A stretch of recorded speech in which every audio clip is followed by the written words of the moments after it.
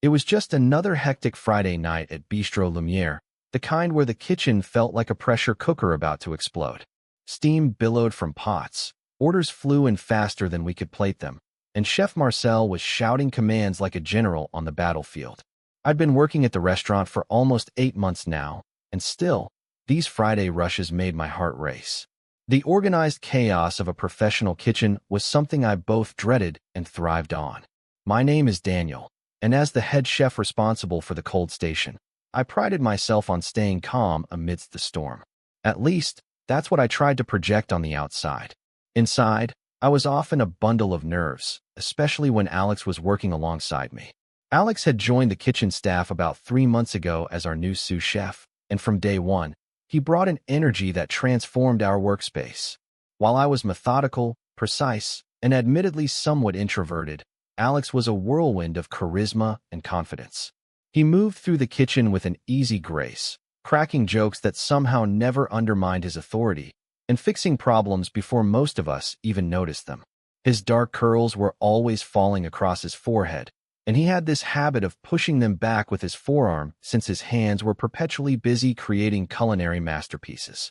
Let me explain why this matters. In a high-pressure environment like a restaurant kitchen, personalities clash and mesh in unexpected ways. The dynamics between staff can make or break service on a busy night. And something about Alex's presence made me simultaneously more focused and more distracted than I'd ever been. I found myself watching the way his hands moved as he chopped vegetables with lightning precision, or how his eyes crinkled at the corners when he tasted something particularly delicious. These were observations I tried to push aside, focusing instead on perfecting my plating or experimenting with new flavor combinations during prep hours. Over the weeks, our interactions had developed a certain tension. Nothing inappropriate or unprofessional, but there was definitely something simmering beneath the surface. It started with small things, Alex asking for my opinion on a new sauce he was developing, bringing me coffee exactly how I liked it without me having to ask, or standing just a little closer than necessary when we reviewed the evening's menu. I found myself making excuses to be in the same part of the kitchen as him, volunteering to help with his prep work when my station was slow, or staying late to assist with inventory when I knew he'd be there. Tonight was particularly chaotic because we had a last-minute reservation for a food critic from the city's most prestigious magazine. Everyone was on edge, determined to showcase our best work.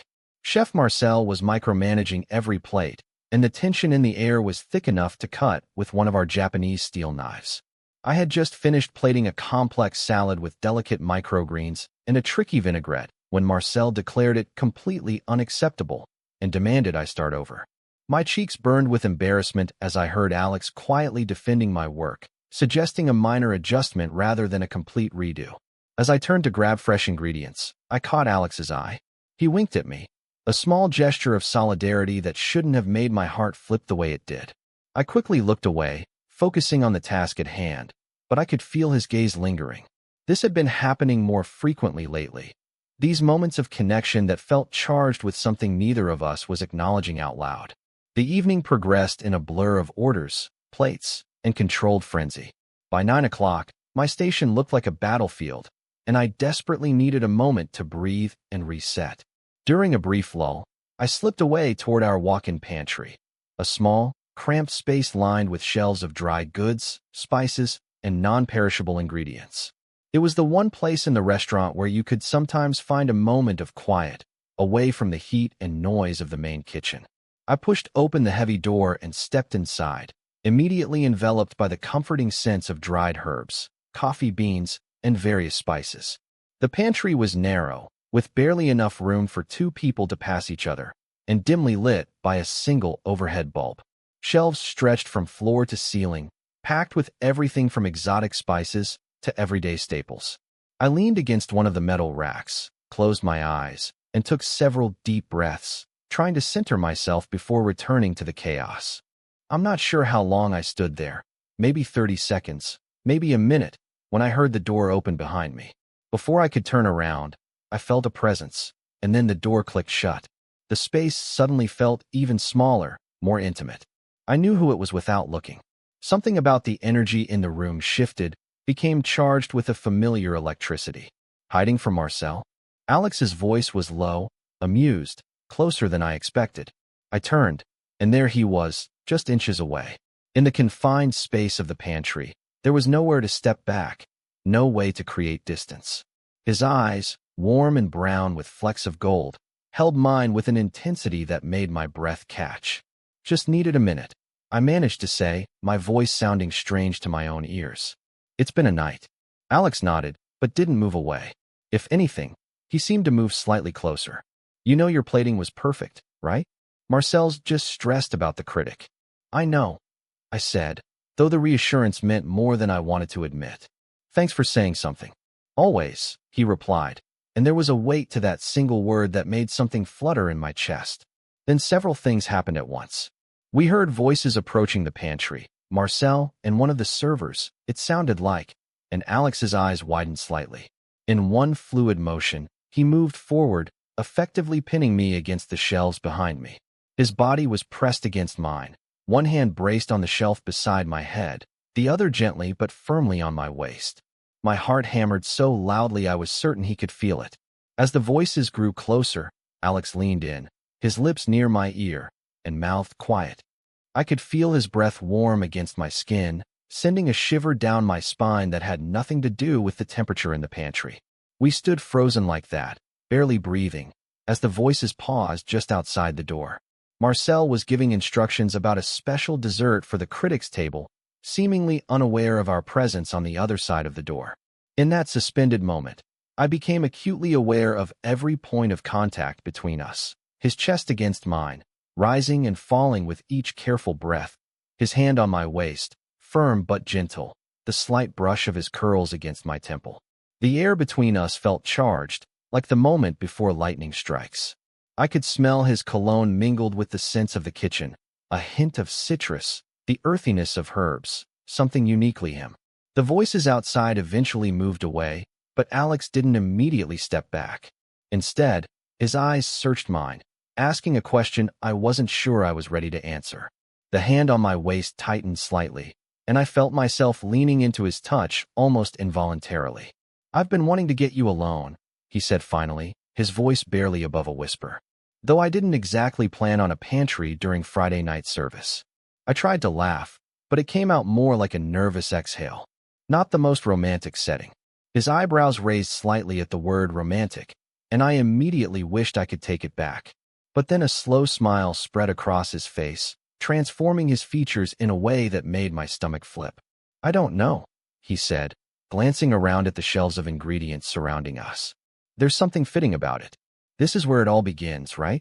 The raw ingredients before they become something beautiful. The metaphor wasn't lost on me, and I felt heat rise to my cheeks. Alex, I started, not entirely sure what I wanted to say.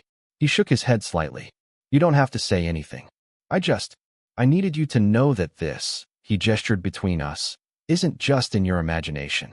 I felt it too. Every time we work together, every time you smile at one of my terrible jokes, every time you stay late to help me close up.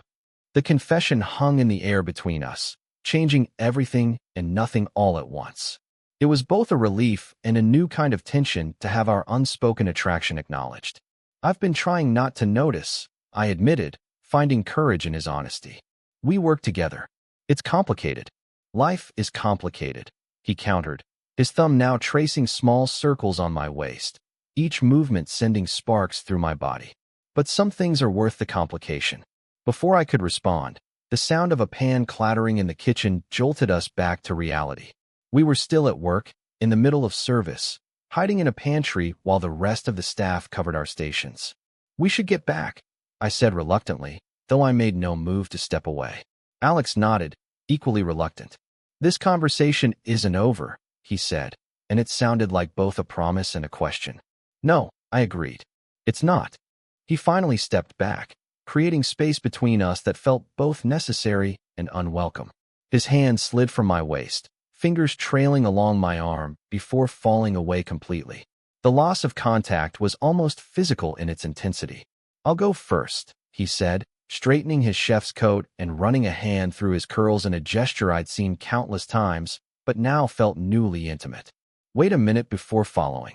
We don't want to give Marcel anything else to stress about tonight. I nodded, still trying to process everything that had just happened.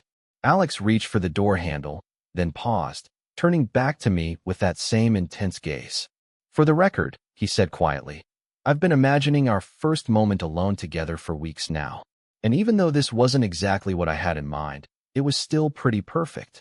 With that, he slipped out the door, leaving me alone in the pantry with my racing thoughts and the lingering warmth where his body had pressed against mine. When I returned to the kitchen a minute later, everything looked exactly the same. Chefs at their stations, servers rushing in and out, the familiar symphony of cooking sounds. But everything felt different. Alex was back at his station, expertly plating a complex main course, but when our eyes met across the kitchen, his smile held a new kind of understanding, a shared secret. The rest of service passed in a blur. We were professionals, after all, and the work demanded our full attention. But there were moments, a brush of hands as we reached for the same ingredient, a shared glance when Marcel praised a dish we'd collaborated on, the way Alex positioned himself near my station whenever possible. That reinforced what had happened in the pantry wasn't a one-time thing or a misunderstanding. As the night wound down and we began the process of cleaning and closing the kitchen, the energy between us shifted again. The frantic pace of service gave way to the more methodical rhythm of cleanup, and with it came the opportunity for more interaction. Alex and I fell into a comfortable pattern, working side by side to sanitize counters and organize stations for the next day. So, he said casually as we wiped down the last of the prep tables, what are your plans after we finish here? The question was innocent enough on the surface, but we both knew what he was really asking. My heart raced as I considered my answer. Nothing specific, I replied, trying to match his casual tone and failing miserably. Just heading home, I guess. Alex nodded, focusing intently on a spot on the counter that didn't actually need more cleaning. Would you maybe want to grab a drink? There's a place around the corner that stays open late. Good for industry people getting off shift. It was a simple invitation, but it represented a crossing of boundaries, from colleagues to something more. Once we stepped outside the restaurant together, not as chefs, but as two people interested in each other, there would be no going back. I'd like that, I said, the words coming easier than I expected. His smile was worth any risk. Great. I just need to finish inventory in the walk-in, and then I'm all yours. The phrase, all yours, echoed in my mind as I completed my closing tasks. By the time the kitchen was clean and the staff had begun to filter out, Alex and I were among the last remaining. Chef Marcel gave us a curious look as he hung up his apron, but said nothing beyond reminding us to set the alarm when we left. Finally, it was just the two of us in the quiet kitchen. The contrast with the earlier chaos was striking. Now there was just the soft hum of refrigerators and the distant sounds of the city outside. Ready? Alex asked, holding my coat for me in a gesture that felt surprisingly intimate. As I slipped my arms into the sleeves, his hands lingered briefly on my shoulders. I turned to face him, suddenly aware that for the first time, we were truly alone, without the pressure of work or the constraints of our professional roles. Before we go, he said, his voice soft in the quiet kitchen, I just want to be clear about something. I held my breath, unsure what was coming next. This isn't just about attraction for me, he continued, his eyes never leaving mine. I mean, yes, I'm incredibly attracted to you, but it's more than that. I admire your dedication, your creativity, the way you handle pressure with such grace. I've wanted to know you, really know you, since my first week here. The honesty in his voice was disarming. In an industry often characterized by bravado and tough exteriors, his vulnerability was both surprising and deeply appealing.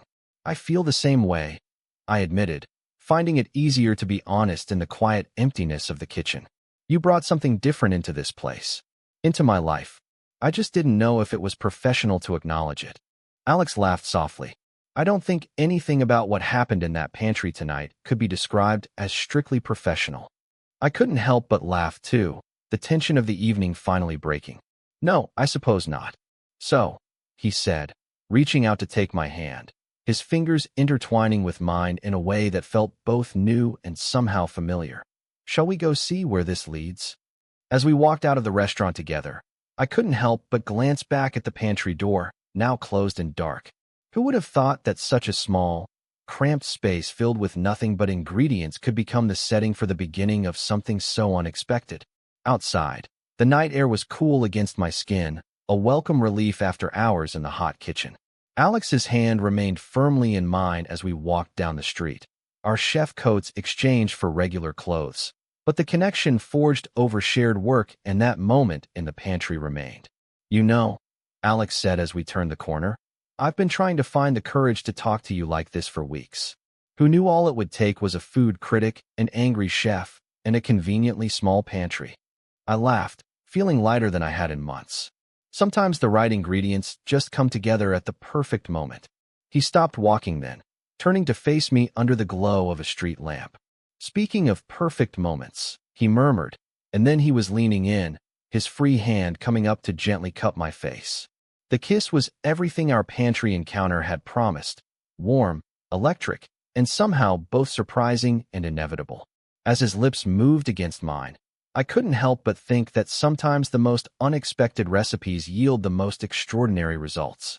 When we finally continued our walk to the bar, something had shifted. The tension that had been building for months had transformed into a different kind of anticipation, not of what might happen, but of what would happen next. The story that began with two guys in a pantry, with whispered words and held breath, was just beginning to unfold. And as we sat across from each other later that night, sharing stories and laughter over drinks, I realized that sometimes the most meaningful connections are formed in the most unlikely places, even in a cramped pantry, pinned against shelves of ingredients, with someone mouthing quiet against your ear. Total _char_count, 17,863.